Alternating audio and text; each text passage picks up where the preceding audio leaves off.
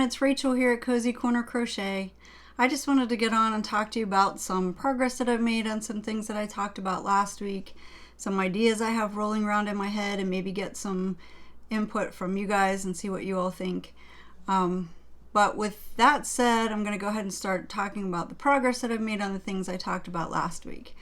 Now, I started talking to you last week about the crochet along, or CAL, C-A-L, that I'm participating in this year, and it's the Moogly blog 2021 Afghan CAL. And what they do is they release a pattern every 2 weeks for a 12 by 12 square. And you make the square. At the end of the year, you should have 24 squares. And then they give you the month of December to join all of your squares together. And by the end of December, you have another Afghan. So the first pattern was released on Thursday. And I've never done this before. And they do this. They've done this every year. I want to say since like 2013 or so, maybe even before then. But this is the first I've heard about it, so I wanted to join in and try it. And the squares are challenging, but it's nothing that anyone who, if you know a single crochet, a double crochet, and a chain, you can probably figure it out. You have to be able to read patterns, and if you're not someone who reads patterns well, this is probably a good project for you to learn to do that, because it forces you to learn how to read patterns well. So this is the first square. This is called the Come Together square.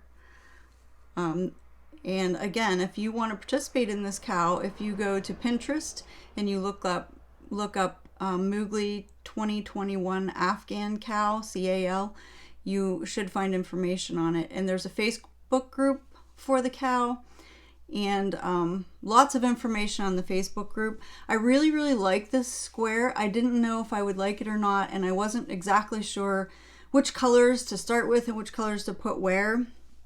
But I started with cream, went to pale yellow, went to varsity gold, and I went to denim, and then gray.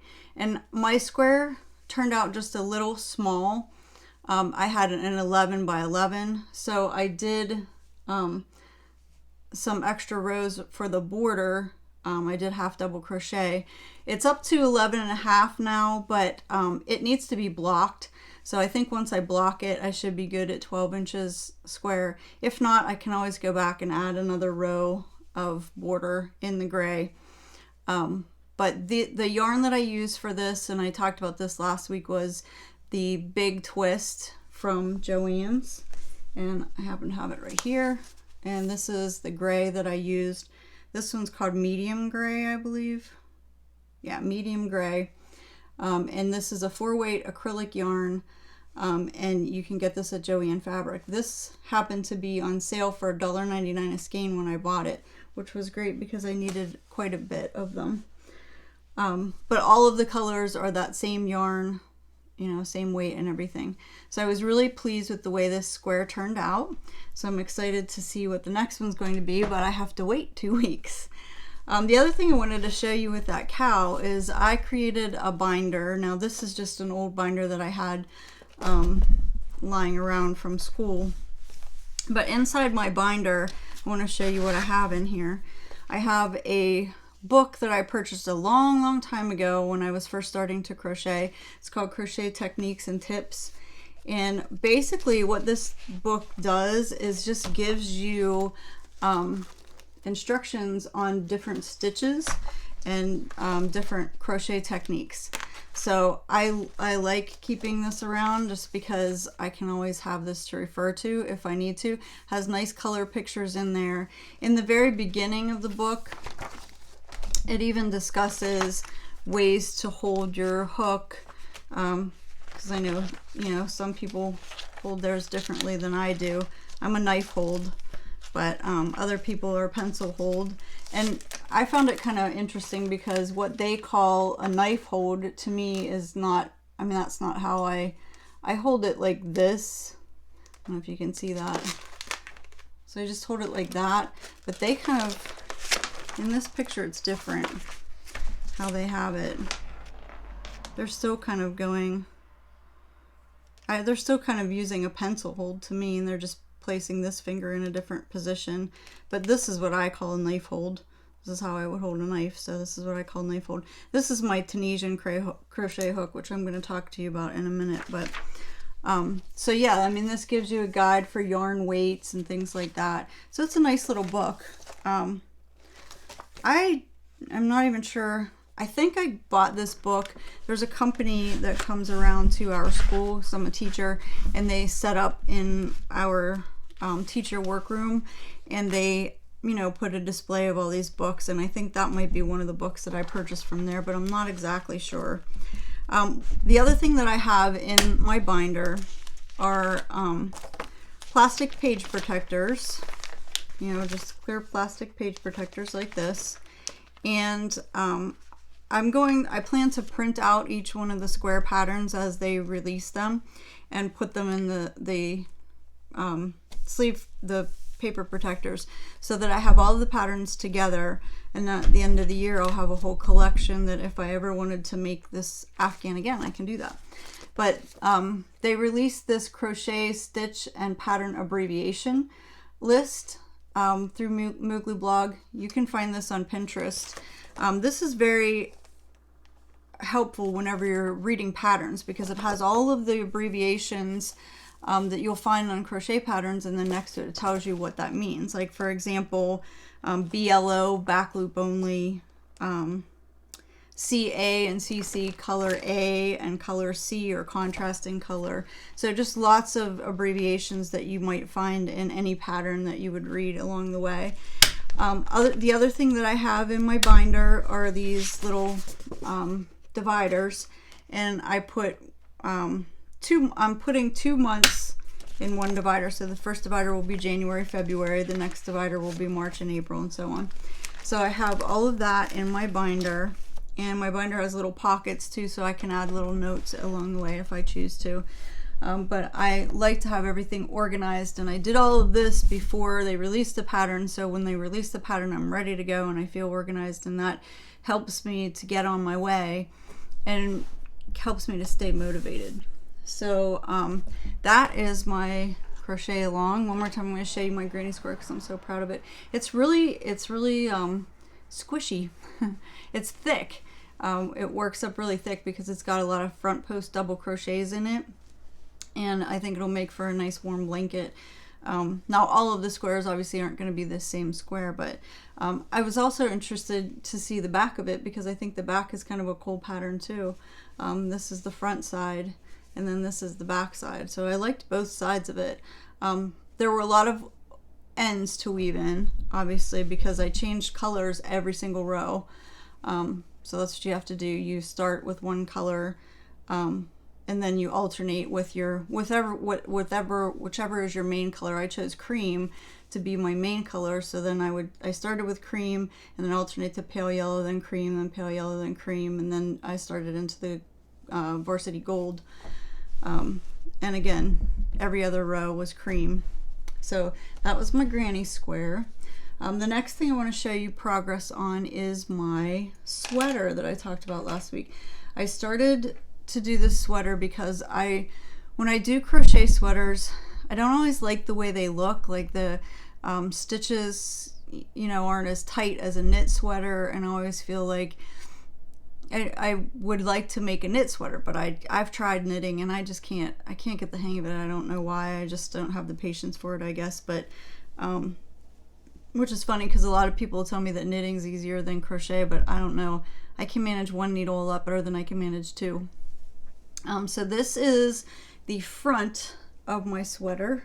I don't know if you can see, yeah, you can see the whole thing. This is the front of my sweater. So these are the shoulders up here, and then the neck is right here.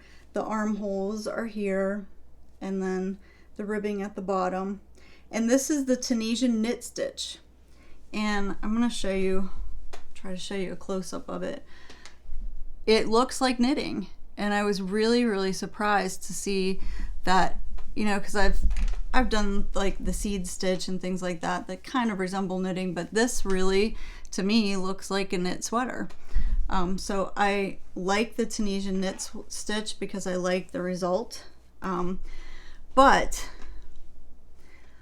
I purchased my, oh, and this is the yarn.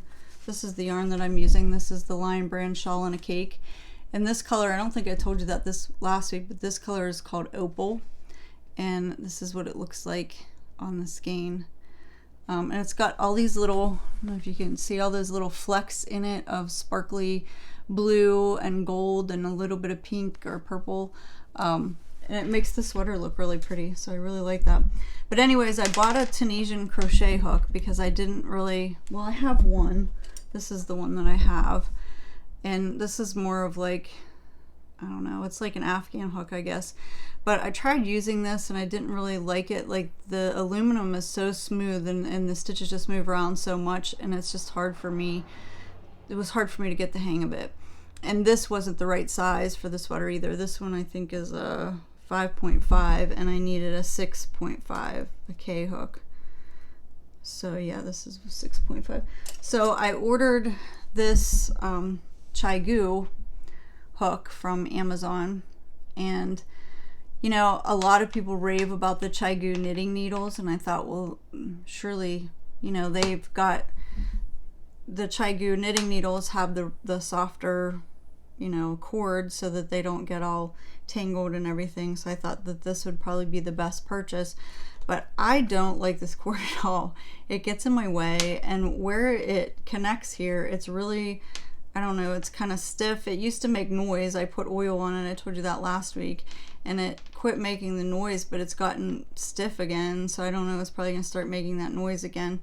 But it just, like, it's supposed to swivel on here so that as you're crocheting, this loop doesn't flip up. Well, it doesn't swivel, and this is what happens as you're crocheting, and it's annoying. Honestly, I just don't like working with it, and it kind of, like, it's not very ergonomic. It's smooth, it's bamboo, and I like the feel of it, but it's like, it's so little here, like it's hard for me to, it makes my hand hurt when I use it. But I did the whole front part of the sweater, so I've got to do the back part of the sweater and the sleeves yet, and then you know, I bought yarn to make another one for my daughter, so I've got another one to make. So if anybody has any recommendations on Tunisian crochet hooks, good ones that don't hurt your hands and don't have this nice stiff cable on them, I would appreciate any recommendations that you guys have. Drop those in the comments below, because I need help with that. I can't find one that I like, and I don't want to go through and keep buying more and more hooks if I'm not going to like them. I don't mind purchasing one if I like it, but I'm not going to keep, because this was over $10 for this one hook, and I don't want to keep having to do that until I find one that I like. So if you have any recommendations, I'll gladly accept those. Next thing I want to show you is an acquisition, and this is something I purchased at Walmart because I felt it might help me a little bit. It's a vlogger kit. Cool, right? So it's got a microphone, it's got a light, it's got a little tripod that holds your camera. It has this nice little remote control that controls the camera, so you don't have to like reach up and press the button. You can press the button on there. So I think this was $29.99. Might have been $39.99. I don't remember. Anyway, it was between $30 and $40. Maybe it was $36. I don't know. Between $30 and $40. So I thought, well, you know, that's not much of an investment for me. So if I'm gonna start back into making videos, I want to try to make them look a little better. My dull background here, I need a different place to have my setup here. But I also you can't see it, but I have a rolling cart here. I have my spinning organizer that has all of my crochet essentials in it that I showed you last week on the top shelf of my cart, and then I have a yarn bowl there, and I have a coaster that I made for to set a drink in, and then the second shelf I have my yarns for my crochet along. The third shelf also has yarns for my crochet along, and then it contains my binder that I put in there. So I'm just using this temporarily for my whip cart. I put my sweater in there when I'm not working on it. So those are the things that I have going on. My acquisition. Sorry, I keep touching my table and it shakes my camera. So some things that I have rolling around in my head are ideas for my channel. So I kind of wanted to ask you guys what you thought. I was thinking about just making some very simple tutorials to help people who are learning to crochet. Because as I joined this Facebook group for this crochet along, there are new people in there, like people that are new to crochet, and I kind of feel bad for them because they're kind of like, this is not an easy beginner pattern. It wasn't hard, like once you got the hang of it, once you started in, and you had to really pay attention and read the pattern to get it started, and then once you got it started, it was easy from there. But there's a lot of people like posting things that they're struggling, you know, it's really hard and they're struggling and they don't know the abbreviations for the patterns and things like that. So I thought it might be helpful if I just taught some basics on my channel. Just basic stitches, starting with the chain stitch, single crochet, double crochet, half double crochet, some different techniques, front post, back post, the Tunisian stitches. There's 2 Tunisian stitches that I know of, and I'm sure there are more out there. I just haven't done a lot of research on Tunisian, but just some simple things that I could show technique as opposed to showing like actual patterns and things. And I just wondered what you all thought of that. Do you think that that's a good idea, a bad idea, too much of that is out there already? Or, you know, I noticed that some of the people on the Facebook group were saying things like, well, okay, I'm new to crochet, what is CAL?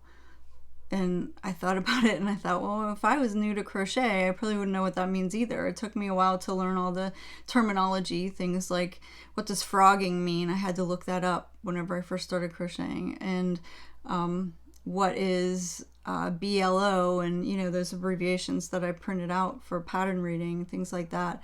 What is yarn barf? That's something that we say often and people were like, what is that? So just thought about doing some things like that, like maybe actually have a video about abbreviations and acronyms that we use in crochet, and then a video about some basic stitches, like maybe do a couple basic stitches per video. So I don't know, it was just a thought. So I was wondering, you know, what my audience felt about that. I'm also wondering if there's a way that I can grow my subscribers, because it's been a while since I've been on, and when I started way back when, my subscriber list grew pretty rapidly, and I would like to see that happen again. So if anybody has any ideas about what to do to grow my subscriber base, I would appreciate that. You can drop those ideas in the comments. And if you haven't done so already, please like the video, subscribe. You can click the little bell button to get notifications whenever I post something new.